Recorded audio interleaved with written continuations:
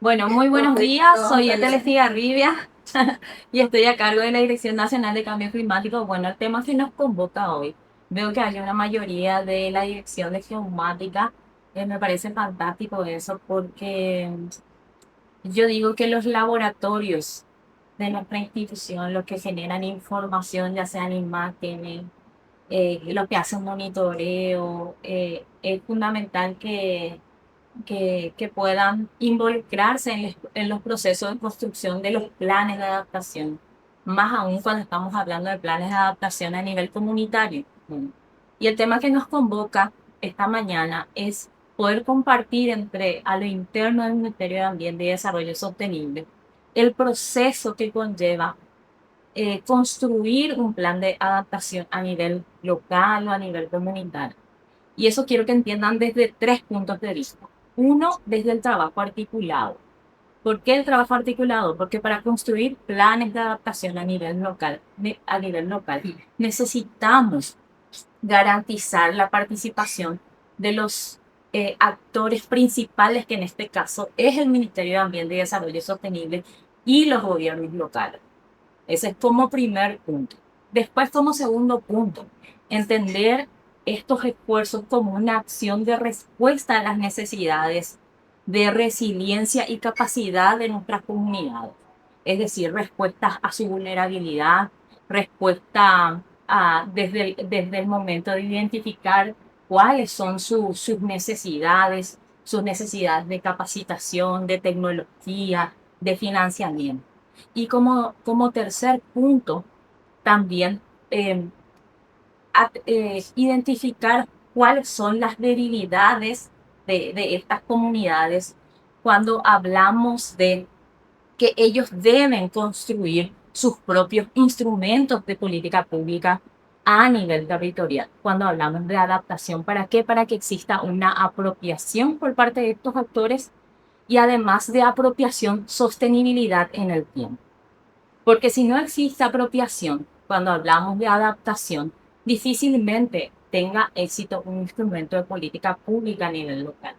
Entonces, entender desde esos tres ámbitos para que podamos hablar de resiliencia a nivel local y de capacidades de nuestras comunidades locales, más aún del Chaco paraguayo, una región en crecimiento pujante, una región de producción, una región de riqueza en cuanto a biodiversidad.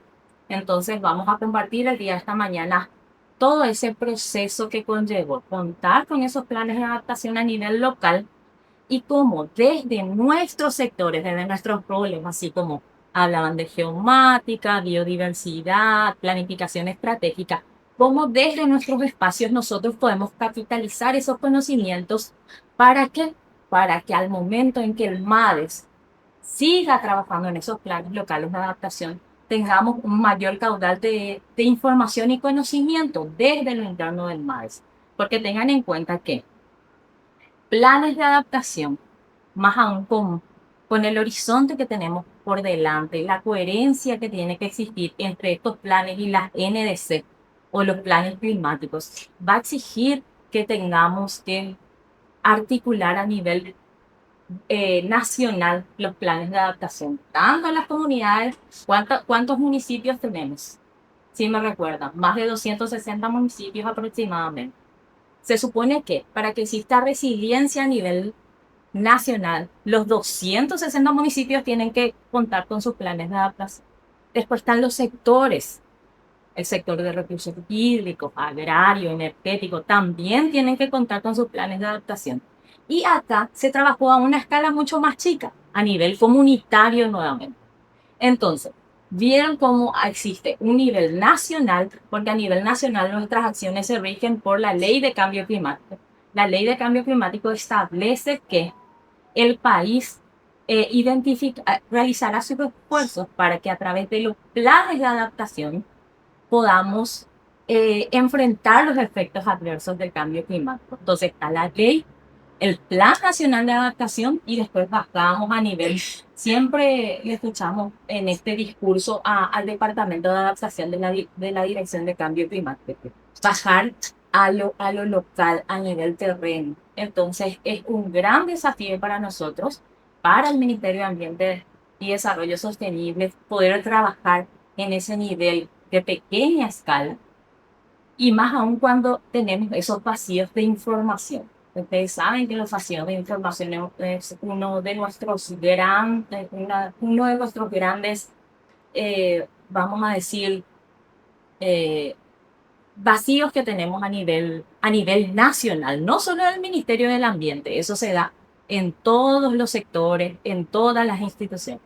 Bueno, y sin más, entonces vamos a trabajar el día de hoy, compartir lo que queremos es hacer como un conversatorio el día de hoy, ver cómo podemos capitalizar el conocimiento que ustedes tienen a nivel planes de adaptación local y también poder replicar con otros técnicos de la institución. Sabemos que es muy complicado que estén todos los técnicos de la institución, porque siempre la deficiencia de personal en nuestras dependencias es una realidad.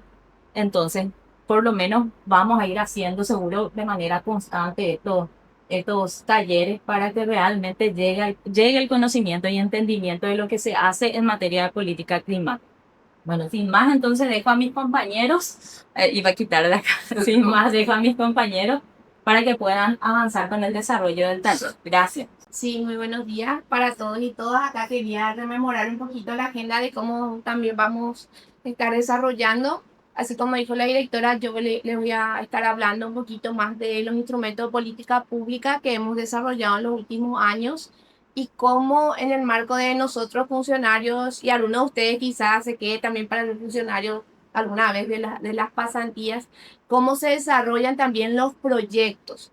O sea, nosotros tenemos que hacer un vínculo de las políticas públicas en el marco de la Ley Nacional de Cambio Climático y cómo los proyectos que se construyen o se van a construir o, o esos que estamos gestando, como se dice, ¿verdad? Tienen que responder a esto. Porque de esta manera también los donantes acceden, donde cuando ellos visibilizan las acciones de los proyectos con los instrumentos de política pública, la NDC, el Plan Nacional de Adaptación y otros que les voy a estar mostrando. Entonces, esta es solamente una lámina ilustrativa. Sabemos que el cambio climático es una realidad. El Ministerio del Ambiente es autoridad nacional de esta ley, la ley de que se había realizado en el año 2017. Nosotros como ministerio de manera interinstitucional tenemos que hacer frente a esta problemática. Entonces, como ya se estuvo mencionando, este es un proyecto, uno de los primeros, ¿verdad?, en poder financiar acciones concretas de adaptación. Muchos de ustedes trabajan también en proyectos, saben que muchas veces se hacen los proyectos para hacer estudios, para hacer análisis y queda esa parte de la implementación. Entonces, este proyecto es uno de los pioneros donde desarrolló todo lo que es los análisis de establecer una línea de base, de analizar a las comunidades, que después les vamos a estar también socializando el link donde ustedes pueden leer estos estudios. Y después lo que hace es implementar la acción. Entonces, estamos en ese proceso de implementación y seguramente están viendo siempre las noticias en las redes sociales del ministerio. Entonces, es muy bueno que ustedes, o sea, todos nosotros como participantes y trabajadores en este ministerio conozcamos lo que estamos haciendo. Y también es una tarea de nosotros que no solamente la DNCC sepa cómo se hacen los planes, sino que también los técnicos del Ministerio del Ambiente.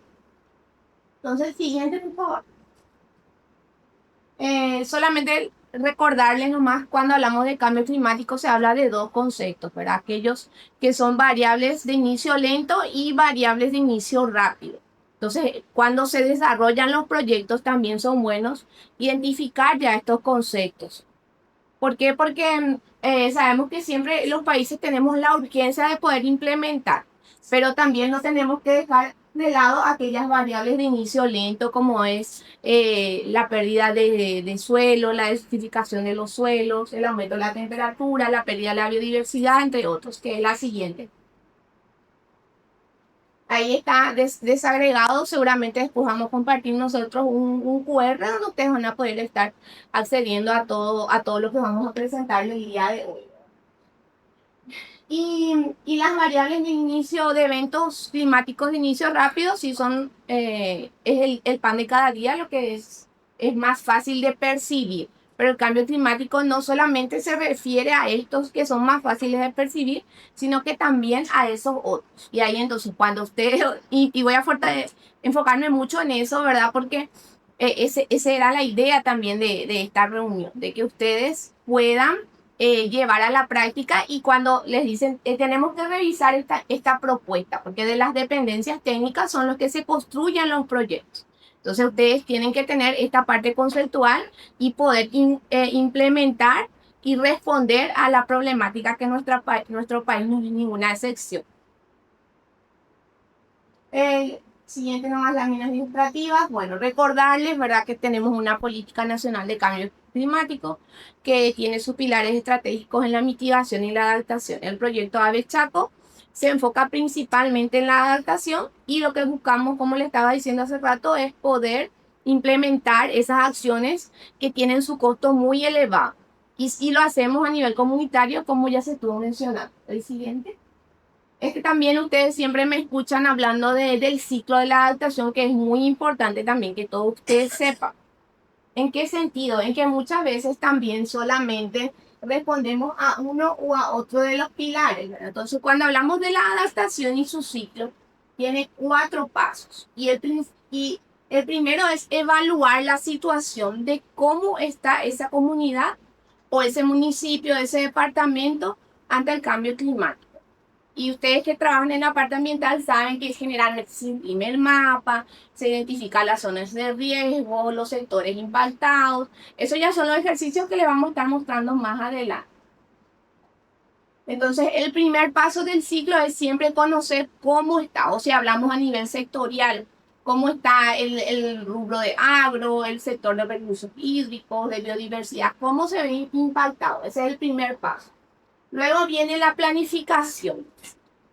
Y ahí es donde muchas veces hay todavía una deficiencia, pero hay iniciativas en marcha. Sabrán ustedes que estamos, por ejemplo, desde el Ministerio impulsando el Plan Nacional de Recursos Hídricos, que tiene que desarrollarse el año que viene. Entonces, ese es como ya llevar a la práctica esa planificación, porque si no son como iniciativas todas aisladas.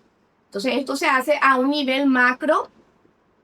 Planificar. Una vez que se identificó cómo está en relación a vulnerabilidad, se planifica. Y el tercer paso es implementar. Si un plan se desarrolla y no se implementa, no está completo. Y muchas veces eso también nos quiere pasar, que qué sé yo, algún proyecto desarrolla el plan, pero no implementa.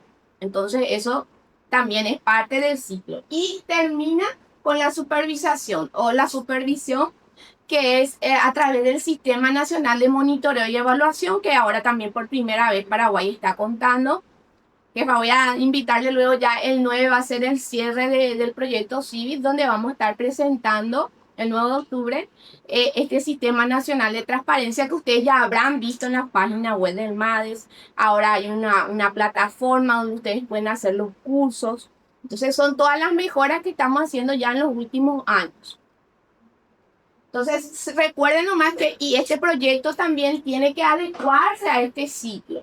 Por eso el componente 1, que ya luego le vamos a ir mostrando, fue primero analizar todo cómo se encuentran estas comunidades, que ya les vamos a estar mencionando también.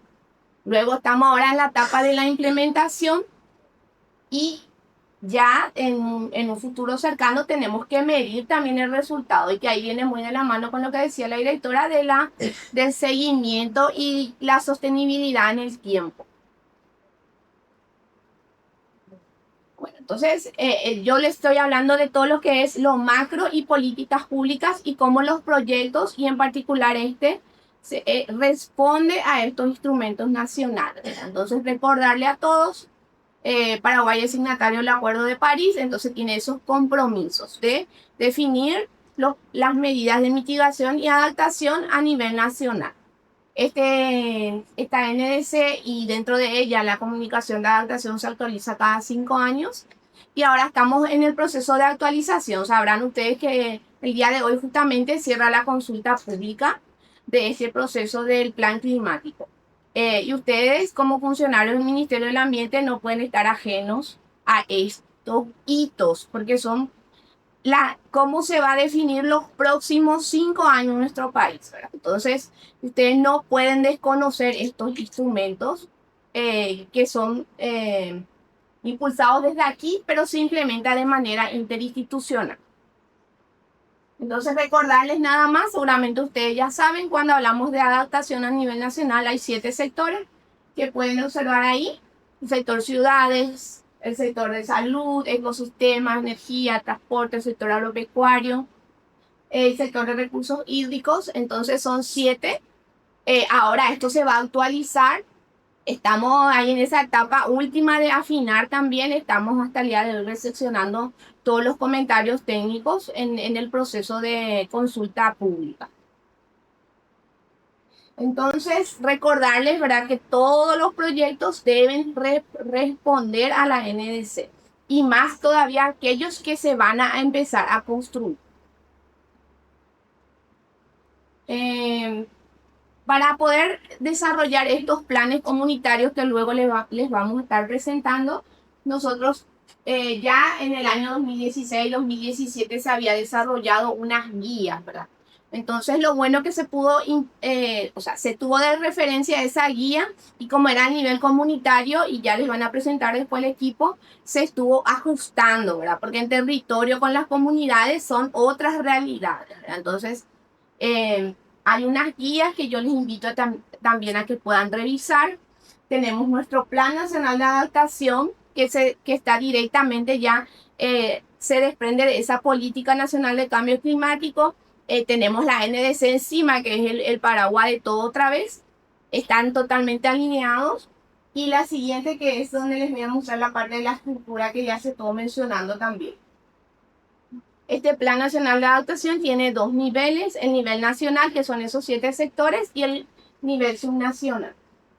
Cuando hablamos del nivel subnacional, hablamos de todos los municipios del país, de los departamentos, y en este caso, como la experiencia del proyecto Avechaco, hablamos ya a nivel comunitario. Entonces, imagínense, si en una casa luego es difícil llegar a un acuerdo en un punto de vista cuando hablamos de una comunidad y entendernos entre todos, es toda una caja de sorpresas que seguramente ustedes ya conocen también porque ya trabajan en el área ambiental, ¿verdad? Entonces, es bueno nomás que ustedes tengan presente estos instrumentos a la hora también de llevar adelante sus tareas normales dentro del ministerio. Y hablamos del nivel subnacional, que nos dice el Plan Nacional de Adaptación, de incorporar el abordaje de ese paso 2, que era la planificación, dentro de los planes de ordenamiento urbano y territorial o dentro de los planes de desarrollo sostenible municipal. Y eso es una tarea también que estamos haciendo con la Dirección de Gestión Ambiental, de incorporar ese abordaje y debemos fortalecer mejor. Ahí también le veo al coordinador del proyecto Paraguay Más Verde, entonces también con el MEF tenemos reuniones en lo que hace a cómo vamos a fortalecer el abordaje dentro de los POU que desarrollan todos los municipios. Entonces ustedes que son parte de ustedes, son evaluadores también, van a saber que va a llegar también a ustedes esos municipios y ahí también tienen que verificar un poco si tienen ese componente de cambio climático.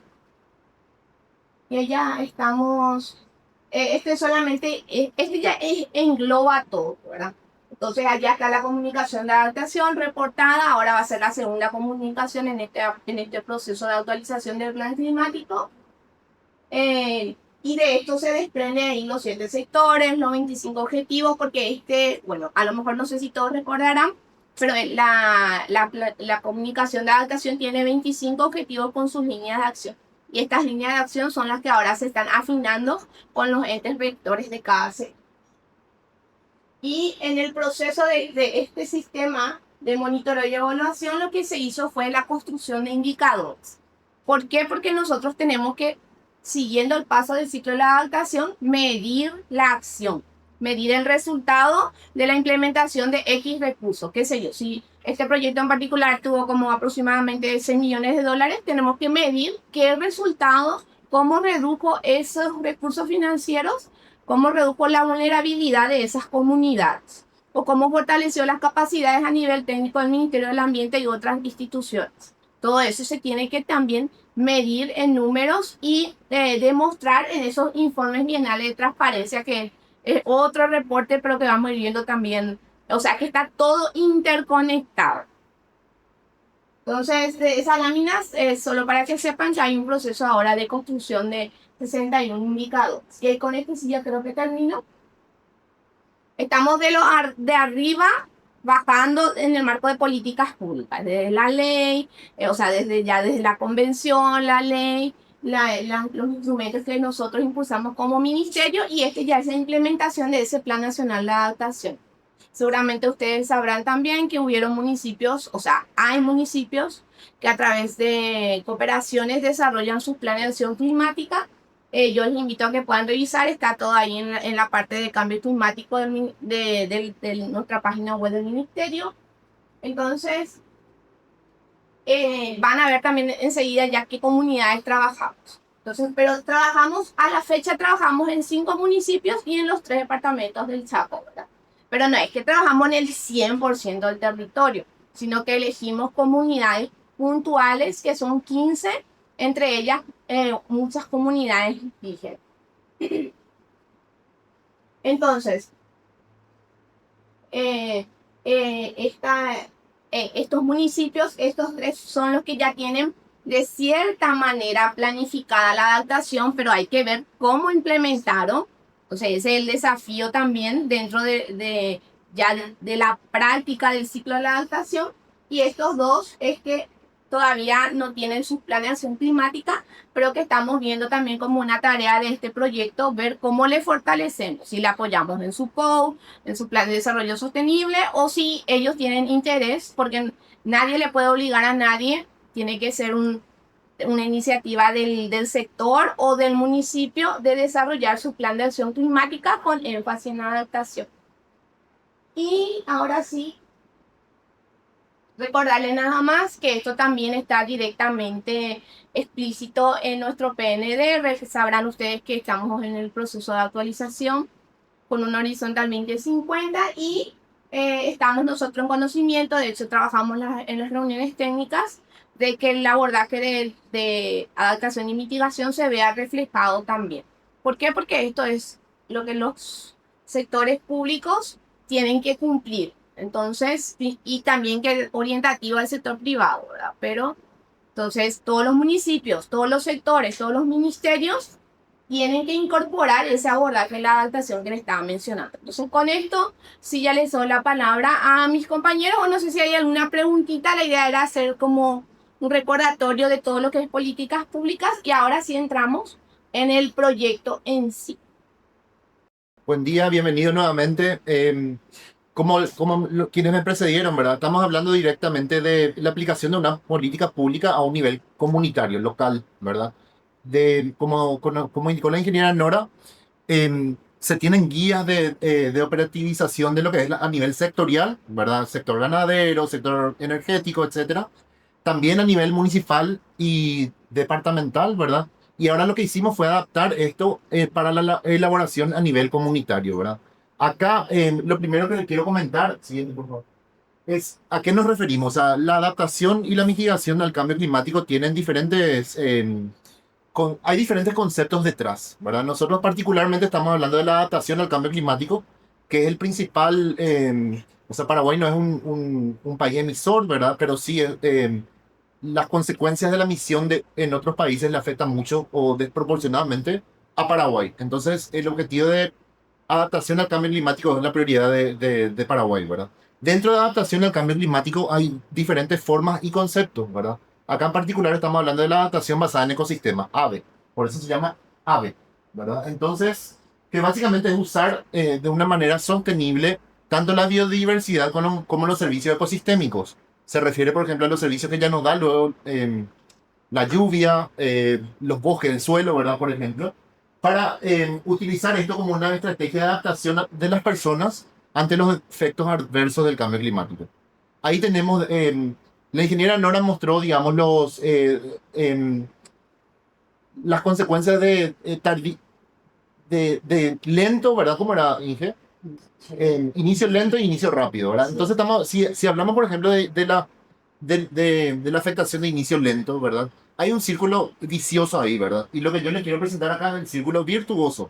O sea, cómo, por ejemplo, utilizar los servicios ecosistémicos y la biodiversidad para mantener y mejorar la producción agrícola, ¿verdad? Para em, mejorar la cobertura vegetal, para retener los nutrientes del suelo, para retener lo que es la parte de lluvia, de captación de agua de lluvia también, ¿verdad? En eso se enfoca en la metodología de adaptación basada en ecosistema, ¿verdad? Por ejemplo, si vamos directamente al Chaco, en el Chaco llueve, ¿verdad? Pero tiene ciertas características, digamos que dependiente de permeabilización del suelo también, ¿verdad? Que impide que esa agua vaya al subsuelo, ¿verdad? Entonces, dado eso, ¿qué infraestructura, qué tecnología amigable con la biodiversidad y el medio ambiente se puede usar para hacer la cosecha de agua que permita la vida, los cultivos y la permanencia de la gente en su comunidad, ¿verdad? Entonces, básicamente sería ese tipo de trabajo lo que vamos a hacer. Siguiente.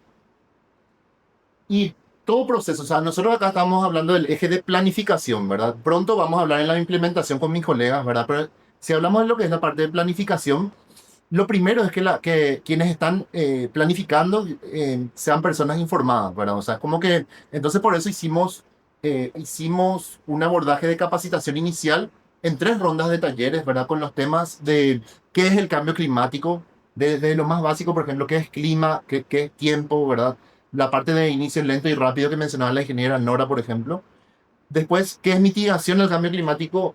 ¿Qué es adaptación al cambio climático? ¿Por qué existe el cambio climático? ¿Verdad?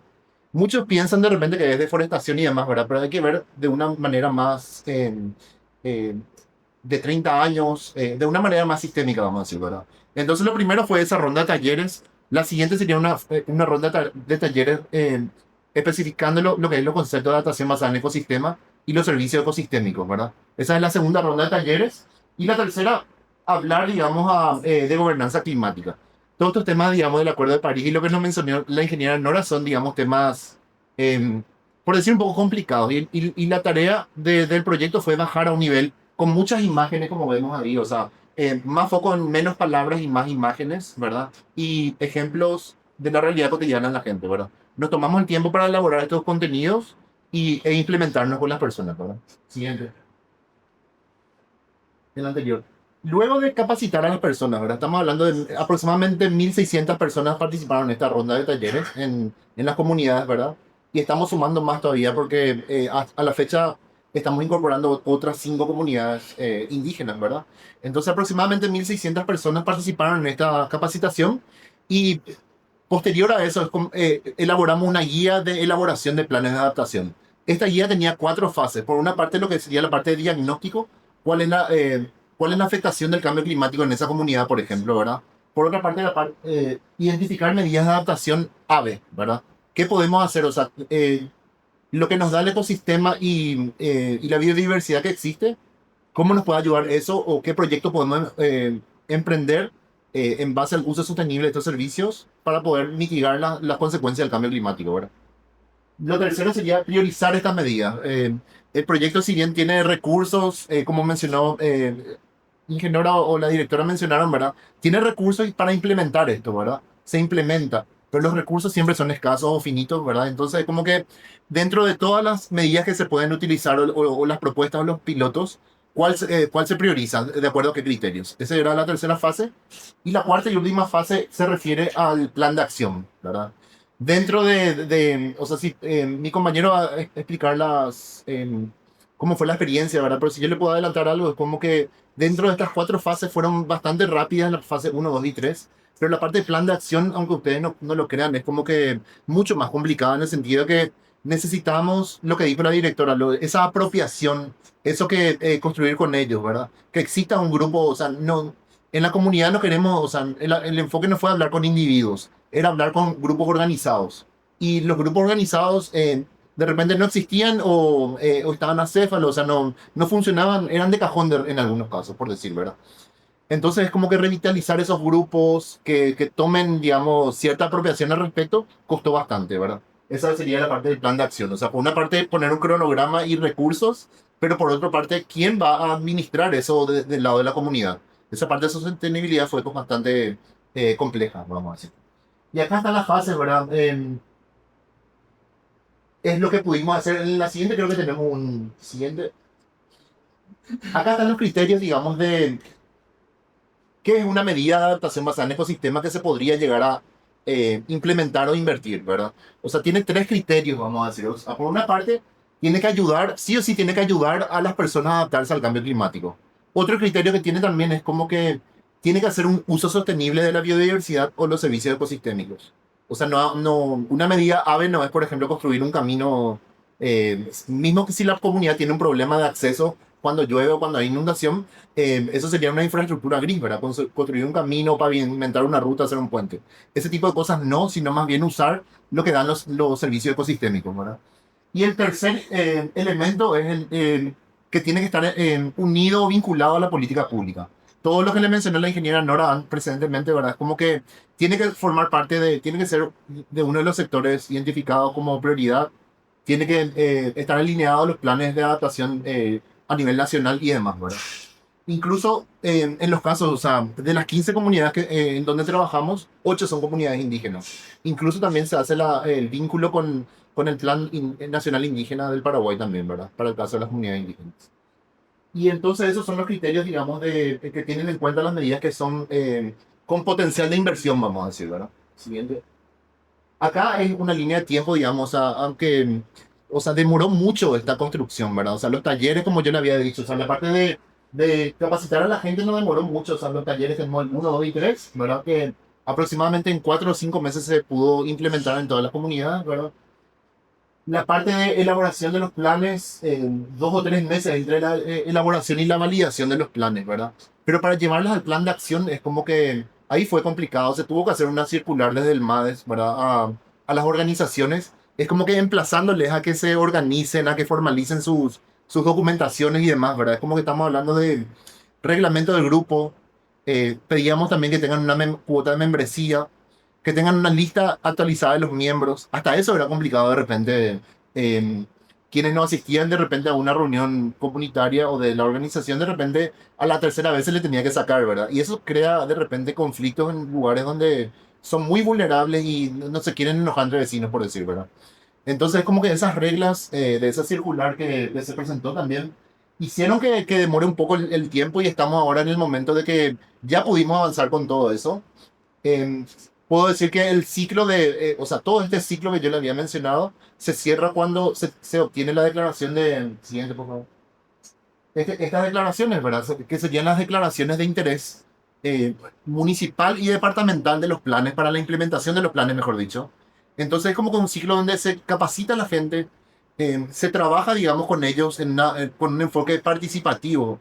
En, hay un, hay un término que se llama enfoque rural participativo. Estamos hablando que construyan su propia planificación y después tenemos el aval de los gobiernos locales para declarar de interés municipal o departamental que permitan una vinculación futura y con una estrategia de sostenibilidad futura, ¿verdad? El proyecto termina, más eh, está acompañando y va a acompañar hasta el 2027 de estas comunidades, ¿verdad? Pero posterior a eso, tiene que ser, digamos, la estrategia, tanto que la gente en su organización misma pueda seguir manteniendo la infraestructura entregada, por decir, y también la otra parte es como que el gobierno local siga acompañando, monitoreando y apoyando esta infraestructura, estos planes a nivel comunitario, ¿verdad?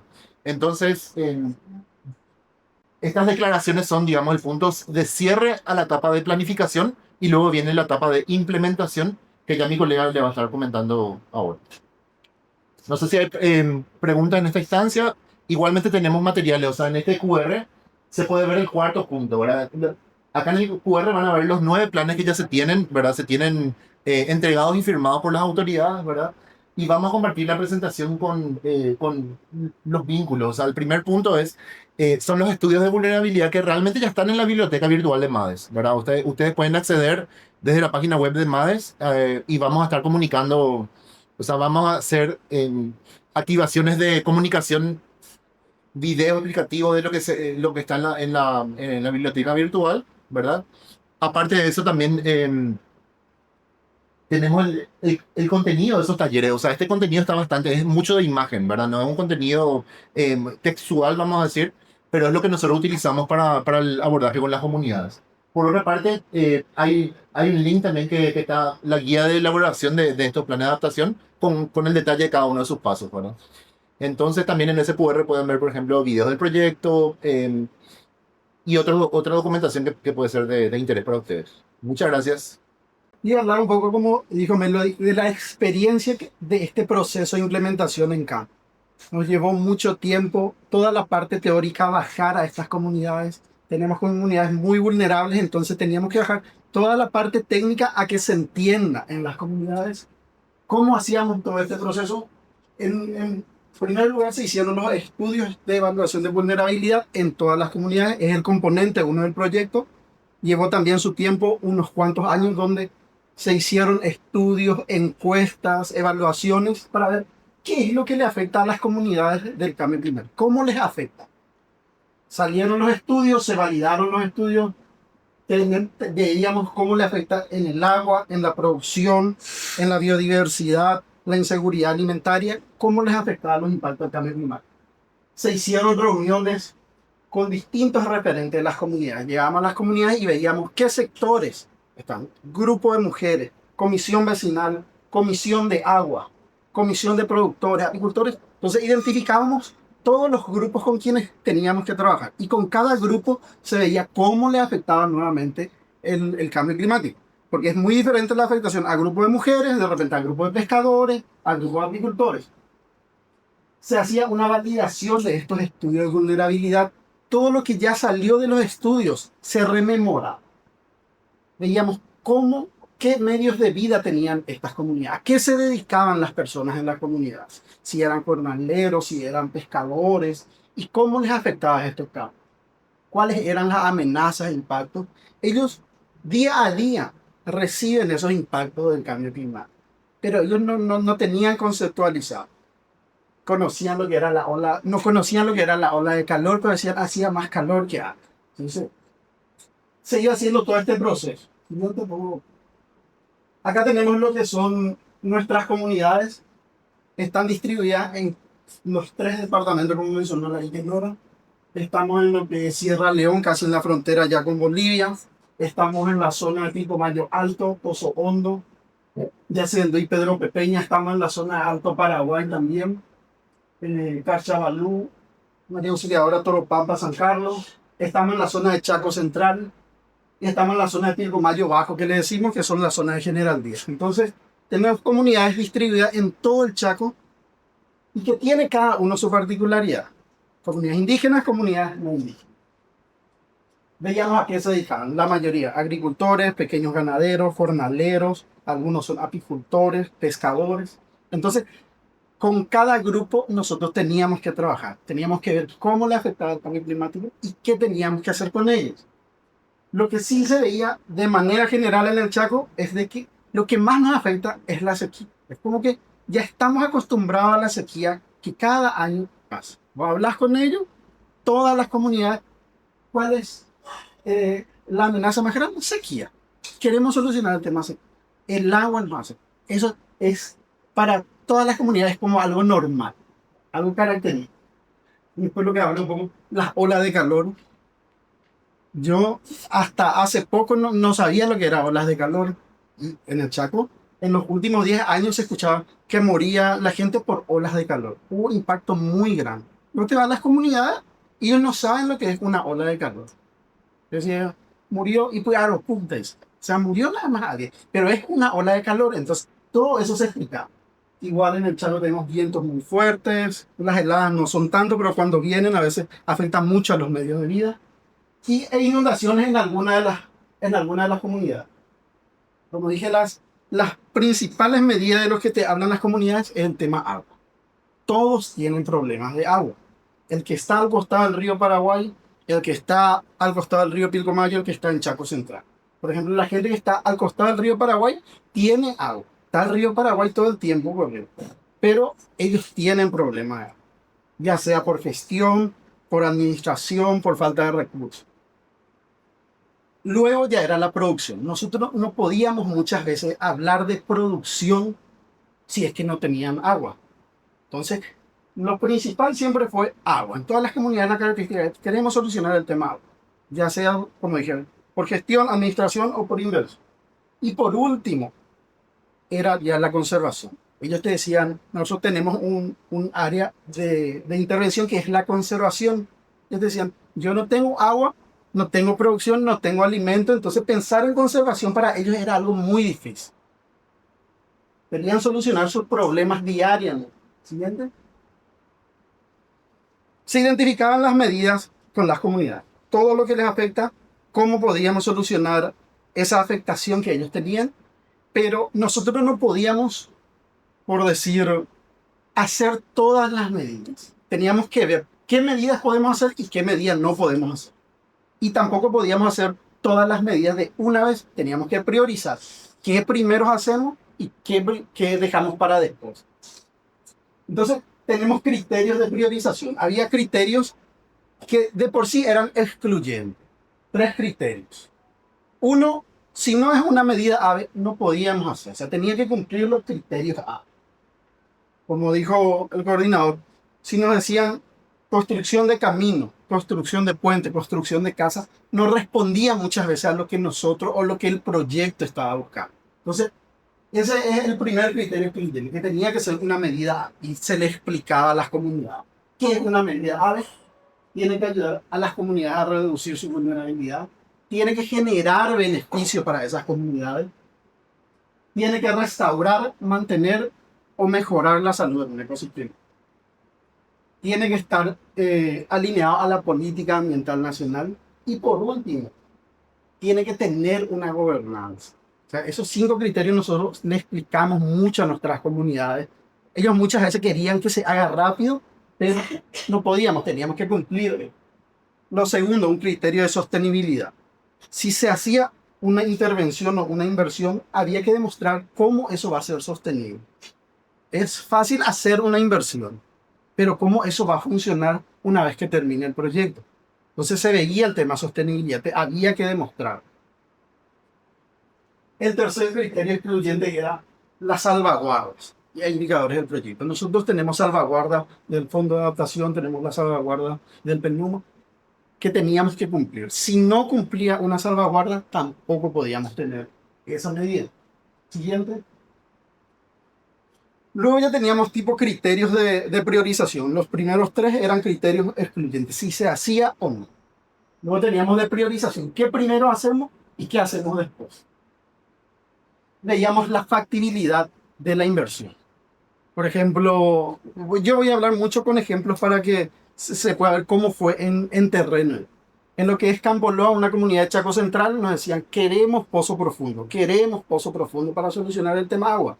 Pero a nosotros todos los estudios ya nos dicen que en Campo Loa no hay agua linda en pozo profundo. Entonces eso no es factible. Podemos hacer un pozo profundo y nos va a salir agua salada. Entonces no va a funcionar.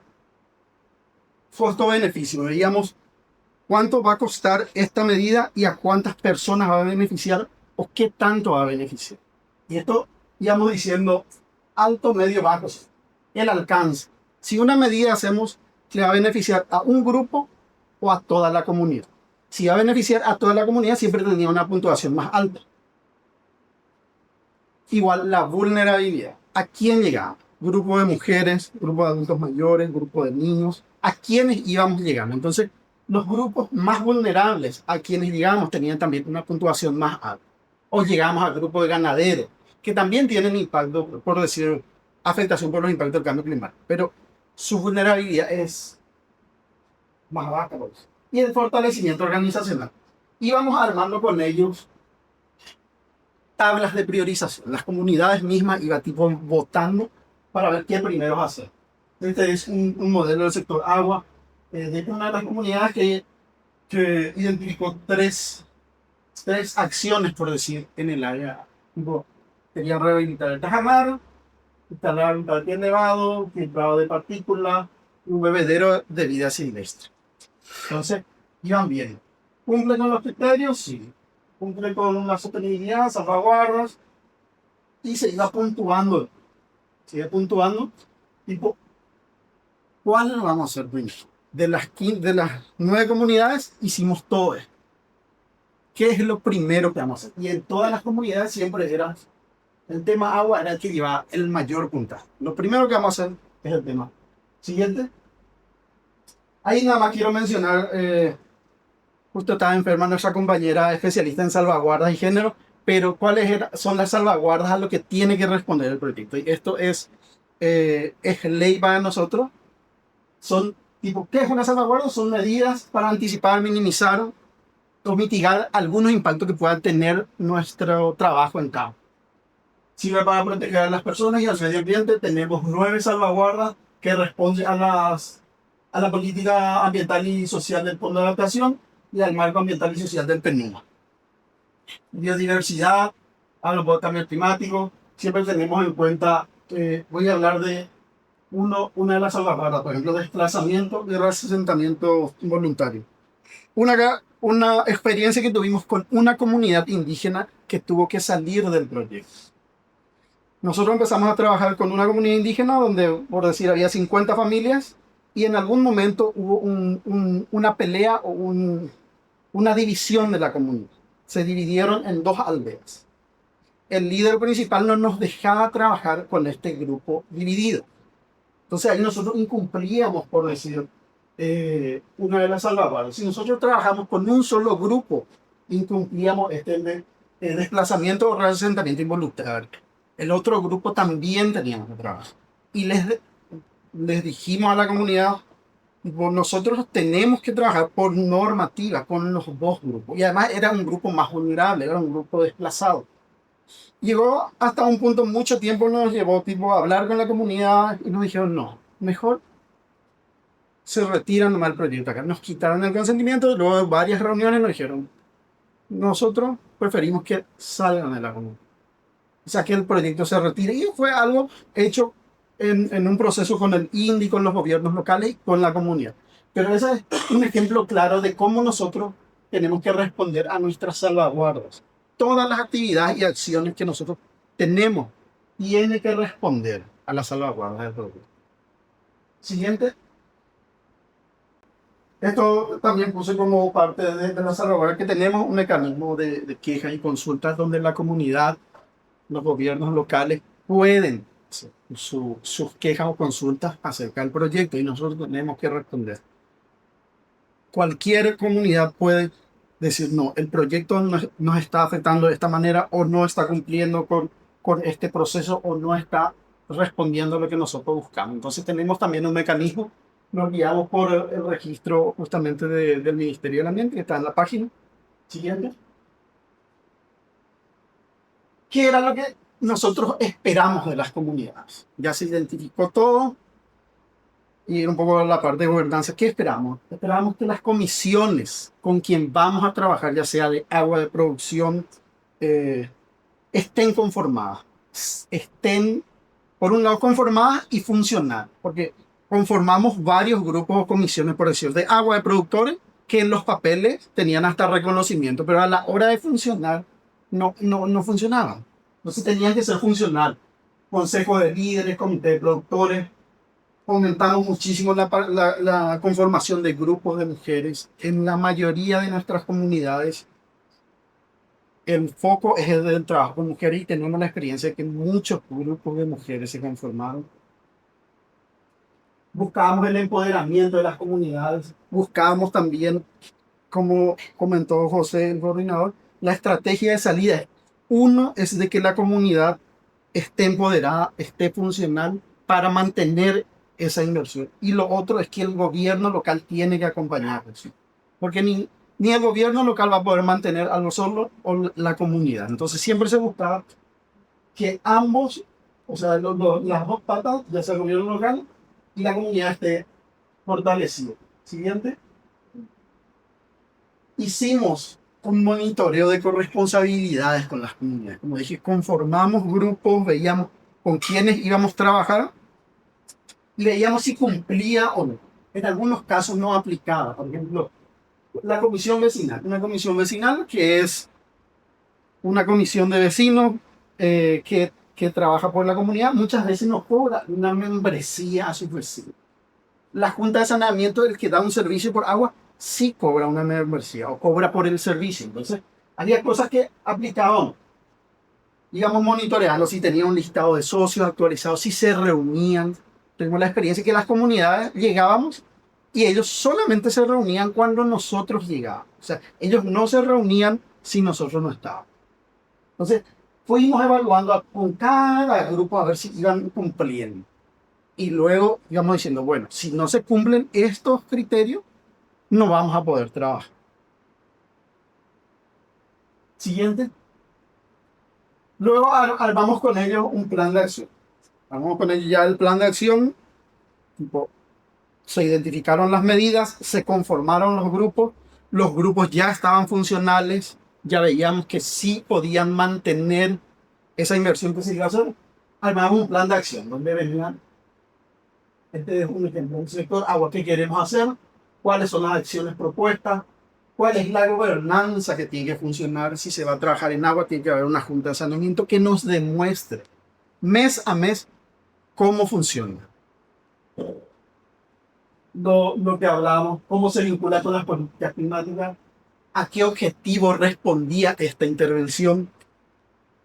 Había un periodo que nos poníamos tipo de implementación. ¿Cuándo empezamos y cuándo terminamos? Y algunos comentarios de cada sector o de cada intervención que íbamos a hacer. Siguiente. Ya teniendo todo el plan de acción, todo el plan comunitario aprobado por todos ellos, validado por la comunidad, se implementaban las medidas. Cuando se van a implementar las medidas, pedíamos reporte a los grupos. Si se implementaba algo en agua, si se implementaba algo en huerta, apicultura, el grupo tenía que reportar tantas huertas instaladas, tanta agua colectada, tantos usuarios pagando al mes su agua. O sea, íbamos reportando y íbamos evaluando. Como dijo la ingeniera, el primer paso, el diagnóstico, la elaboración del plan, hacíamos la intervención y después evaluábamos. Y veíamos nuevamente. Y tuvimos grupos con los que instalamos, por ejemplo, pequeñas huertas. Y si funcionaban esas huertas, había una segunda etapa donde mejorábamos otra vez. Y acá tenemos algunas imágenes de lo que trabajamos en tema de producción de huerta, producción de pollitos, producción de miel. Igual algunos insumos para gallinería. Siguiente. Hasta ahora, dentro del proyecto, ¿qué es lo que hallamos y nuestros principales resultados? Se entregaron ya más de 1.380 tanques, lo que representa más de 9 millones de litros para las comunidades del Chaco. Más de 1.000 familias de 15 comunidades. Tenemos entrega de kit para la producción avícola. Trabajamos con huertas iniciadas y mejoradas, le decimos nosotros, también huertas escolares. Trabajamos en producción de parcelas de autoconsumo y de renta. Estamos trabajando en tema de producción de viveros comunitarios, productores apícolas.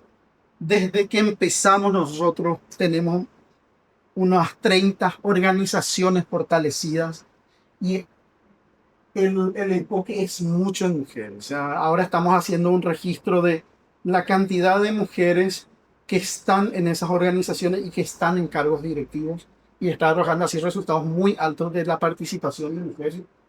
Siguiente. Bueno. Víctor, si te puedes comentar la parte de los técnicos locales también. Para hacer este trabajo nosotros tenemos técnicos que están en las comunidades, que viven en las comunidades. Ya tenemos, por decir, ahora mismo 6 técnicos locales por áreas priorizadas. Ellos implementan.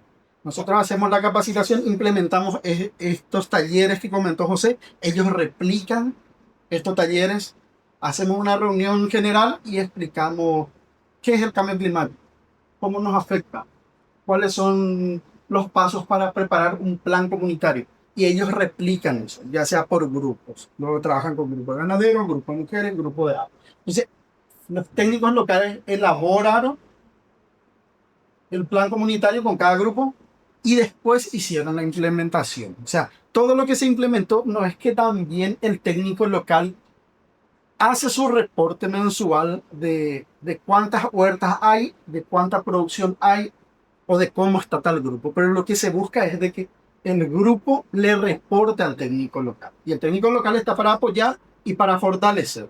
Entonces tenemos 6 técnicos locales que están haciendo ese trabajo. Acompañamiento, capacitaciones, fortalecimiento. Estas fueron las principales dificultades que teníamos. Nosotros llegábamos a las comunidades y era un contexto de pobreza. Siempre, si no era emergencia por sequía, era emergencia por inundación y carencia de agua potable, agua para consumo en las comunidades. Entonces, era muy difícil a veces llegar a hablar con una comunidad de, de política climática o de elaboración de un plan cuando ellos no tenían para el día a día. Entonces, eso fue algo que nos llevó mucho tiempo. Entonces, siempre estamos en un contexto de pobreza extrema, emergencia, sequía extrema. Las comunidades no tenían organizaciones o eran muy débiles y siempre tuvieron experiencias negativas. Si subía a algún grupo le beneficiaba solamente a su familia o a su sector conocido. Entonces, las organizaciones siempre estuvieron muy débiles. Aprendimos y vimos durante el proceso que estamos de trabajo en el proyecto de que hubo un cambio. O sea, vemos organizaciones, vemos ya referentes que van creciendo, vemos que hay rotación de repente en las organizaciones. Son comunidades muy vulnerables. Yo creo que en el momento en el que se escribió, se eligieron estas comunidades, se eligieron las comunidades más alejadas.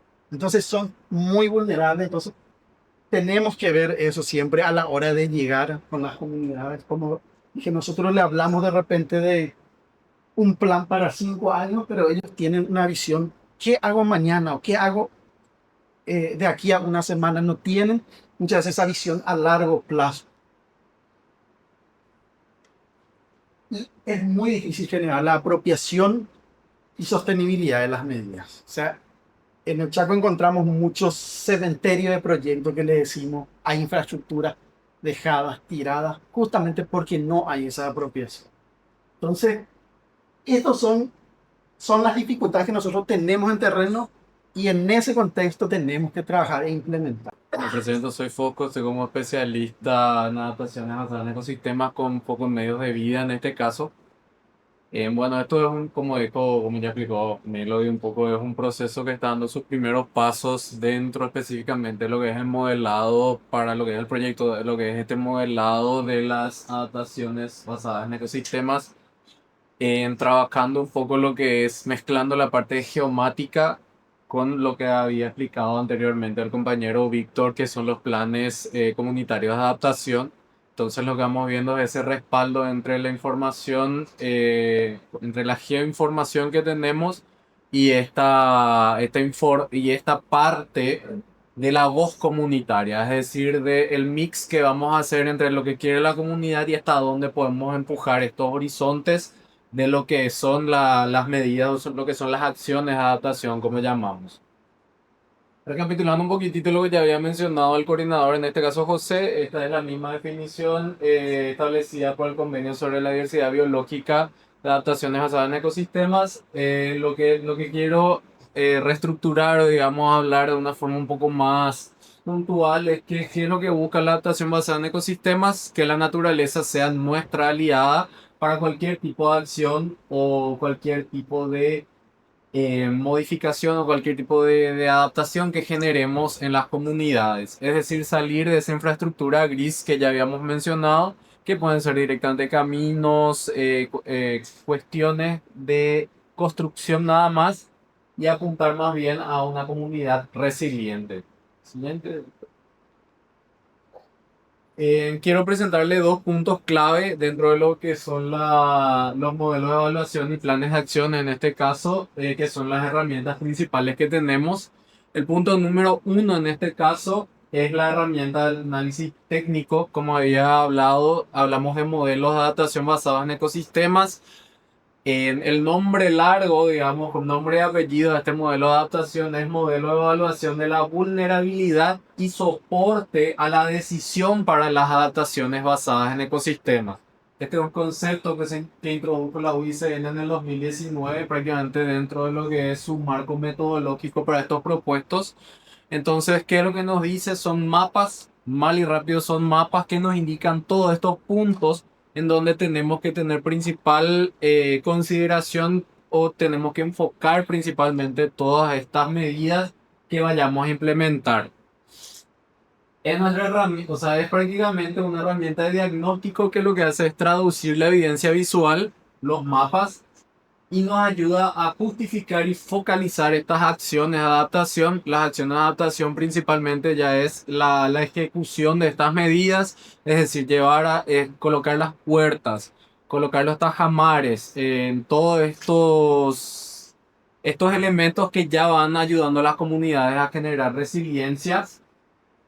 Lo que quiere hacer esta herramienta es cambiar un poco el discurso de la comunidad necesita ayuda a que sea un discurso un poco más ya puntual, en donde ya la comunidad necesita esta acción en este lugar y por esta razón. Es decir, vamos a ir viendo todos estos modelos.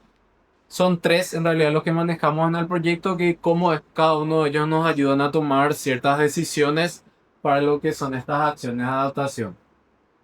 Y el punto 2 ya es el producto estratégico, que es traducir todo lo que dicen estos mapas mezclados con otros planes comunitarios de adaptación, llegar a algo que la CMNUCC en el 2012 conoce como Plan Local de Adaptación, que es prácticamente la guía metodológica de cómo hacer que ocurran estas acciones de adaptación, mezclando de vuelta la voz de la comunidad con el respaldo, en este caso de la geoinformación. Hablamos de que es prácticamente el puente que traduce el plan comunitario participativo en un documento técnico conciso y validado y listo para orientar la inversión. En este caso la inversión son estas acciones de adaptación, como ya mencionado. Sí, el plan comunitario tiene su plan de acción, pero también estamos hablando ya de mezclar estas dos estrategias para llevar adelante este proceso de ver cuáles son los horizontes y cuáles son los siguientes pasos dentro de cada una de estas comunidades. Bueno, el primer paso para llevar adelante estos modelos de adaptación, el paso uno es el diagnóstico comunitario, es decir, usar el plan comunitario, traer todo el perfilado de las comunidades y entender cuáles son las necesidades. Tenemos preguntas básicas, en este caso de el perfil, es decir, quiénes son, los medios de vida, es decir, de qué viven, en este caso, las vulnerabilidades sentidas, qué les afecta más y las prioridades de las comunidades, qué soluciones proponen ellos. Todo esto ya está desarrollado dentro de lo que es el plan comunitario de adaptación y es básico y clave para poder introducir esta información dentro de lo que son estos modelos geoespaciales o estos mapas que nos indican cuál es la vulnerabilidad y cuáles son los siguientes pasos. Este análisis asegura que las intervenciones sean demandadas, culturalmente pertinentes y que ataquen la causa raíz de la vulnerabilidad identificada por la propia comunidad. Bien. El segundo paso, ya entramos en los modelos de evaluación y vulnerabilidad. Vemos tres modelos como les había mencionado. Tenemos el modelo de agua, el modelo de evaluación y vulnerabilidad del agua, modelos de evaluación y vulnerabilidad de medios de vida, y tenemos lo que son los focos de calor también, que son importantes para entender un poco tanto la ola de calor que había mencionado el compañero como los puntos que necesitan principal atención dentro de lo que es la temperatura del suelo también en algunos casos para llevar adelante estas acciones de adaptación tanto de huertas y de tajamares, porque sabemos que tenemos procesos un poco más complejos como la evapotranspiración, la evaporación y la capacidad del suelo para sostener estos elementos. ¿Qué es lo que nos dicen estos modelos? Por ejemplo, el modelo de agua, si el modelo de agua muestra alta vulnerabilidad para específicamente el recurso hídrico y la seguridad hídrica, entonces el modelo justifica la AA, que son acciones de adaptación, como tajamares, expansión de redes o tanques domiciliarios.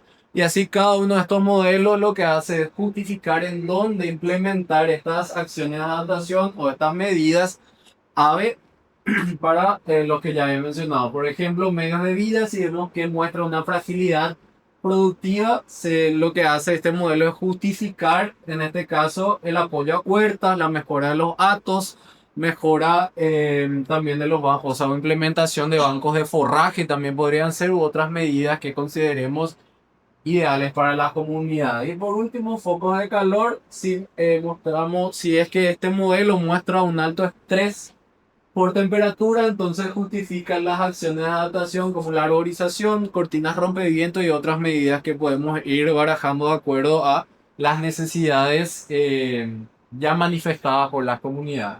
Bien. Acá tenemos un poco, esta lámina sí está un poco cargada, pero ya lo que le quería mostrar es cuál es la base de la información que se utilizan para estos modelos de adaptación.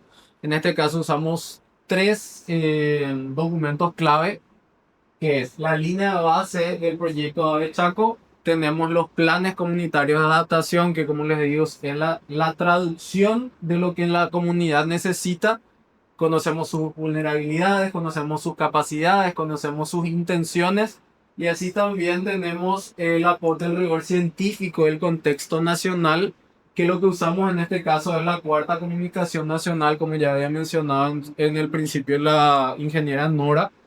La cuarta comunicación lo que nos indica son dos variables clave, que es la vulnerabilidad media de los departamentos en donde estamos trabajando y es la capacidad media de los departamentos en donde estamos trabajando. Mezclada esta información con mapas base, en este caso de uso actual de suelo, podemos ir generando estos puntos rojos que vamos a ver en la siguiente lámina, que nos indican cuáles son los modelos clave y cuáles son los puntos de acción que tenemos que considerar. Estos son nuestros tres modelos. El mapa 1, que dice potencial de infraestructura, en este caso se puede traducir como el modelo de vulnerabilidad y diagnóstico de focos de calor, en este caso por una comunidad puntual denominada Campo Loa. Mezclada esta información de uso actual del suelo, de la tierra, es decir, qué es lo que desarrolla la comunidad en este polígono que estamos viendo, con la información provista, en este caso por la cuarta comunicación de vulnerabilidad y capacidad del área, nos sale, por ejemplo, en focos de calor, podemos observar las áreas más rojas y en este caso mezclado con un poco de blanco, son nuestros puntos críticos. Es decir, son los puntos más calientes que tenemos en el polígono de Campo Loa, y es donde tenemos que tener principal atención para la implementación de las acciones de adaptación. Es decir, donde tenemos una constante que obviamente vemos caminos, es decir, estas líneas rectas o suelo pelado, en este caso peladares. Entonces ahí vemos que hay más acumulación de calor, y también esta parte blanca que vemos hacia la izquierda para ustedes sería prácticamente el área donde están establecidas las comunidades, y también por eso vemos suelo un poco al descubierto y nos identifica como áreas o puntos calientes en la escala que establecimos. Si el mapa todavía está en su fase de borrador, necesita un poco más de información para la interpretación, pero como les digo, estos mapas traducidos al plan local de acción, que también es prácticamente la guía práctica de esto, nos indica o nos habla y nos describe cada uno de estos modelos, ¿sí? En el segundo mapa vemos las zonas prioritarias de resiliencia a medios de vida, que es el mapa o el modelo de diagnóstico de vulnerabilidad de medios de vida. Nos indica prácticamente cuáles son las áreas prioritarias para el establecimiento de estas acciones de adaptación. Como huertas, podemos tener en cuenta también el tema de forrajes, de acuerdo a lo que vaya. Cada uno de estos mapas refleja lo que la comunidad necesita o lo que la comunidad manifiesta en sus planes de planes comunitarios de adaptación. De vuelta vemos la constante de que las áreas rojas o los puntos críticos es donde está la comunidad. Lo que vemos más para arriba sería cobertura boscosa, es por eso que va bajando nuestra escala y se encuentra prácticamente en una luz verde. En este caso, si vamos por la escala semafórica también, es el rojo lo crítico, el amarillo lo que hay que considerar para futuras acciones y lo verde lo que se encuentra en condiciones aptas o no necesariamente hay que atender desde el punto de vista de adaptación. Y por último, el modelo de protección de fuentes de agua, en este caso nos indica cuáles son los puntos donde hay mayor grado de evaporación o evapotranspiración o pérdida de los cuerpos locales de agua que pueden servir de provisión para la comunidad, en este caso específico de Campo Loa.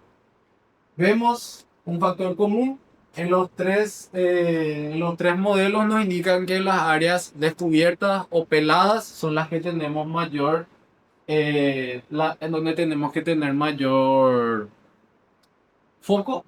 Es decir, tenemos que atender porque son áreas que necesitan de mayor atención por cuestiones climáticas relacionadas a lo que es el Chaco en este caso. Siguiente.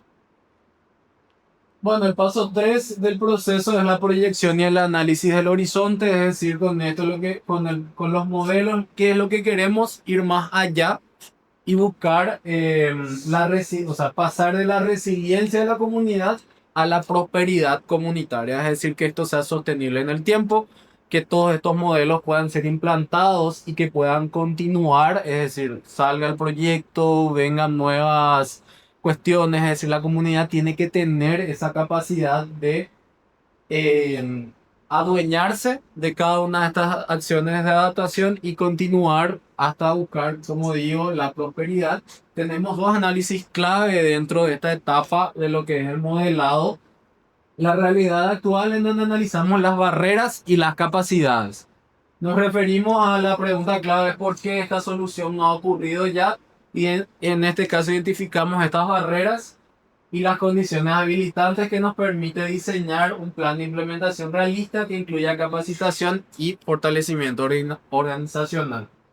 Y el segundo punto del análisis o el análisis clave 2 son los horizontes, o en este caso la visión a futuro, y nos preguntamos si el plan inicial es exitoso, es decir, lo que estamos haciendo ahora es exitoso. ¿Cuál es el siguiente paso lógico? Con toda la información de saber lo que la comunidad tiene, lo que nos dice la parte geomática, lo que nos dice la información con relación a las capacidades, a la vulnerabilidad, lo que hacemos es proyectar justamente cómo la comunidad puede pasar de la resiliencia a la prosperidad diseñando ejes de expansión, por ejemplo, hacia modelos de negocios sostenibles o hacia algún tipo de modelo que sea de acá a 50, 100 años y que esa comunidad tenga capacidad propia de sostenimiento. ¿Sí bien? Y bueno, el último paso es hacer como que ya el documento estructurado, o la guía, como les había mencionado, en este caso es el Plan Local de Acción PLA. Es un documento establecido dentro de un manual de prácticas para los modelos de adaptación. No recuerdo bien si la citación era del 2012, pero bueno, viene un poco ya de una traducción del inglés que es en realidad es modelo local de acciones y adaptaciones, pero para cuestiones prácticas un poco dejamos en plan local de acción para lo que es nuestros modelos específicos. Y bueno, tiene 7 secciones puntuales, que es el diagnóstico situacional. Eso ya se extrae, como les había mencionado, del plan comunitario. El análisis del modelo de vulnerabilidad. Nosotros analizamos 3 modelos, como habíamos visto: agua, focos de calor y medios de vida. La proyección estratégica, es decir, la hoja de ruta. Después de esta hoja de ruta de cómo realizar estas acciones, vamos a la visión a futuro de la resiliencia y la prosperidad. Análisis de barreras y condiciones habilitantes, contexto regional y un poco las conclusiones y recomendaciones dentro de lo que es este PLA para cada una de las comunidades. Lo que buscamos con esto es que garantizamos que cualquier lector pueda entender rápidamente 4 cosas, que es cuál es el problema, cuál es la evidencia, cuál es el plan para resolver este problema y cuál es la visión a futuro. ¿Sí?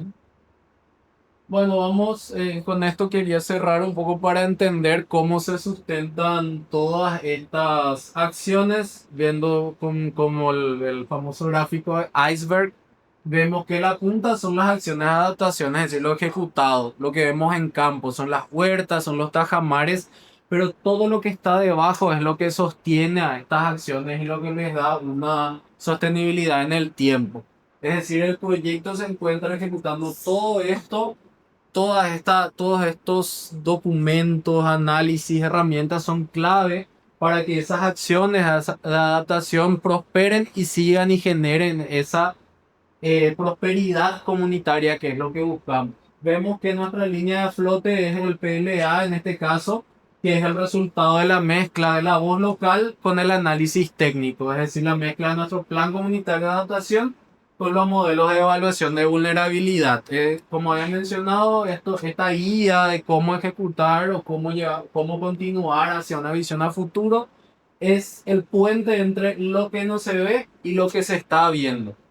Y obviamente nuestro iceberg está flotando en un enfoque puntual, que es el enfoque de adaptaciones basadas en la naturaleza, que es el punto de partida de toda esta estructura que estamos construyendo, que estamos dando los primeros pasos hacia lo que es el modelado. El proyecto ya viene realizando lo que es el plan comunitario de adaptación, ya tenemos nuestras acciones de adaptación y lo que buscamos de vuelta es que las comunidades prosperen, que tengan, que se apoderen de cada una de estas acciones de adaptación y que prácticamente el Chaco paraguayo tenga una continuidad y tenga fuerza por sí sola sin depender ya de otros organismos a futuro, ¿sí?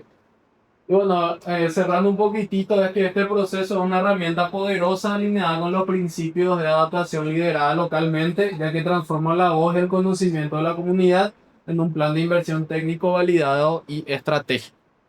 Bueno, muchas gracias y cualquier consulta a las órdenes.